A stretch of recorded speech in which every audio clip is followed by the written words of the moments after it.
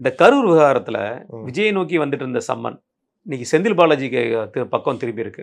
செந்தில் பாலாஜிக்கு சம்மன் கொடுத்துருக்காங்க, வீட்லேயும் ஒட்டியிருக்காங்க. நேற்று வரைக்கும் செந்தில் பாலாஜி ஆஜராக மாட்டேன்னு சொன்னார். இன்றைக்கு வந்து ட்விட்டரில் நான் ஆஜராக தயாராக இருக்கேன், நான் ஆஜராகி அங்கே விளக்கம் கொடுக்குற தயாராக இருக்குங்கிற வார்த்தையும் சொல்லியிருக்காரு. மார்ச் 17ஆம் தேதி அதுக்கு டேட்டு கேட்டிருக்கிறதா சொல்லப்படுது. செந்தில் பாலாஜியை நோக்கி திரும்புறதுக்கு என்ன காரணமாக இருக்கும்னு நினைக்கிறீங்க? சம்பவத்தில் சம்மந்தப்பட்ட எல்லாரும் மேலேயும் எல்லாரையும் விசாரிக்கிறாங்க. அதில் செந்தில் பாலாஜி எப்படின்னா சம்மந்தப்பட்ட செந்தில் பாலாஜி மேலே குற்றச்சாட்டு இருக்குது.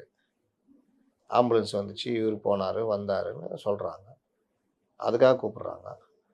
தேர்தல் நேரம் வேறு சில விஷயங்களுக்கும் கூப்பிடுவாங்க. இதெல்லாம் என்ன கேள்வி? அதையும் சொல்லணும்ல. கூப்பிட்றதுனா அதுக்கு தான். அவர் எனக்கு தெரிஞ்சு அவர் ஏற்கனவே ஏதோ ஒரு மைண்ட் செட்டில் இருக்காருன்ற மாதிரி சொன்னாங்க. அதனால் இதெல்லாம் முதலாளித்துவ கட்சிகள் தானே. ஆமாம். அவர்களுக்கு என்ன பெரிய கொள்கை இருக்கும்? அவருக்கும் முதல்ல செந்தில் பாலாஜி கொள்கை இருக்குமா? அவர் எத்தனையோ கட்சிகள் மாறி வந்தது. அதனால் இப்போ அவர் கூப்பிட்றாங்க. அவர் போக மாட்டேன்னு சொல்ல முடியுமா? நேற்று கூட ஒரு விஷயம் ட்ரெண்ட் ஆச்சு, நீங்கள் பார்த்துருப்பீங்கன்னு நினைக்கிறேன். இல்லைன்னா பார்க்காம ஷோ அப்படின்னு சொல்லி ஸ்வைப் பண்ணியிருப்பீங்க. அவ்வளவு பளு வேலை பளு நடுவில், அதாவது மாநாடுக்கு முந்தின நாள் அவ்வளோ வேலை பளு நடுவில் செந்தில் பாலாஜி அவர்கள் செய்த சம்பவம் அப்படின்னு சொல்லி ஒரு வந்துச்சு. இந்த மாதிரி நான் பார்க்க மாட்டேன். அது என்னன்னு பார்த்தீங்கன்னா, மொபைலை வச்சு மேட்ச் பார்த்துட்டு இருந்தார்.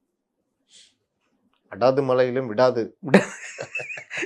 என்னன்னு அதை தான் பார்த்துனுக்குறாங்க. என்னமோ பெரிய இந்த வேலைலாம் கிடையாது. அதுக்கு அவன் ஆள் இருப்பான். துட்டு இருந்தால் நீங்கள் என்ன வேணாலும் செஞ்சுக்கலாம்.